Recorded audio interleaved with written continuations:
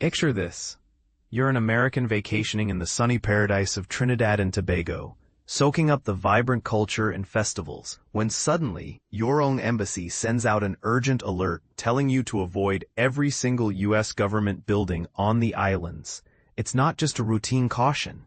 It's a stark reminder of escalating geopolitical drama. But here's where it gets controversial. What if this warning is just the tip of the iceberg in a larger clash between superpowers over drug trafficking and sovereignty in the Caribbean? Let's dive deeper into this unfolding story and unpack what it really means for everyone involved.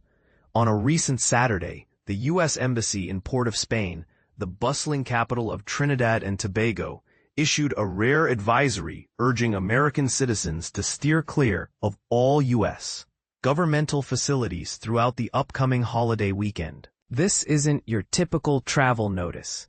It's tied directly to mounting friction between the United States and Venezuela, sparked by a series of deadly U.S. military operations in Caribbean waters aimed at cracking down on suspected drug smugglers. To put it simply for beginners, imagine the Caribbean as a busy highway where nations like Venezuela, Trinidad, and the U.S. are neighbors. When tensions rise, warnings like this help protect travelers from potential fallout. The embassy kept the reasons vague, merely stating that a heightened state of alert necessitated avoiding these locations. They also encouraged everyone to stay vigilant about their surroundings. And with good reason. Monday marks the celebration of Diwali, a joyous Hindu festival of lights that lights up Trinidad and Tobago, where about 35% of the nation's 1.4 million people have East Indian roots. This holiday, filled with colorful decorations, fireworks, and family gatherings, draws crowds from near and far, making security even more crucial. For context, Diwali is like Christmas meets New Year's Eve, with a focus on triumphing over darkness. It's no wonder the embassy wants Americans to enjoy it safely without venturing near potential hotspots. Venezuela sits just a stone's throw away from Trinidad's shores, and the ripples from U.S. actions are hitting close to home. In one coastal community, locals are grieving the mysterious disappearance of two fishermen who are believed to have been casualties in a U.S. strike that occurred earlier this week. This incident underscores the human cost of these operations, where lives can be lost in what the U.S. frames as necessary interventions against crime. And this is the part most people miss. While the strikes target drug traffickers, they often occur in shared waters, raising questions about international boundaries and who has the right to enforce laws so far from home. The warning stems from unspecified threats aimed at American citizens in this Caribbean hotspot, with U.S. officials suggesting a possible connection to the regional unrest.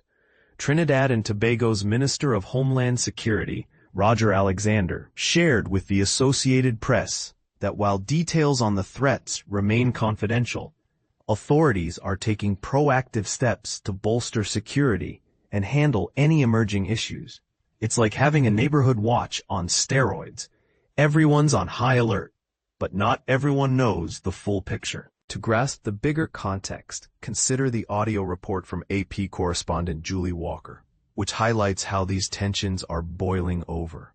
Since early September, the U.S. has conducted 6 such strikes in the area, resulting in at least 29 fatalities. During a briefing with Trinidadian officials, U.S. representatives brought up these operations as part of the broader narrative. Following the latest attack on a vessel suspected of carrying drugs, survivors were taken into custody by the U.S. government, as Pentagon officials confirmed on Friday. This approach reflects the Trump administration's stance. They view these alleged drug traffickers not as mere criminals, but as unlawful combatants who justify military action, much like treating terrorists in a declared war zone. For those new to international affairs, think of it as the government labeling cartels as enemy soldiers, allowing for airstrikes rather than just police chases. Controversial, right? Now here's the hook that might divide opinions. Is this aggressive U.S. strategy a bold stand against global drug networks, or an overreach that risks innocent lives and strains diplomatic ties? Some might argue it's essential protection, especially as drug trafficking fuels violence and undermines communities. Others could see it as a provocative move that ignores Venezuela's sovereignty and the collateral damage to locals, like those missing fishermen. What do you think? Does treating drug lords as combatants make sense in today's world? Or is it time for a different approach? Share your thoughts in the comments below. I'd love to hear agreements, disagreements, or fresh perspectives on this heated topic.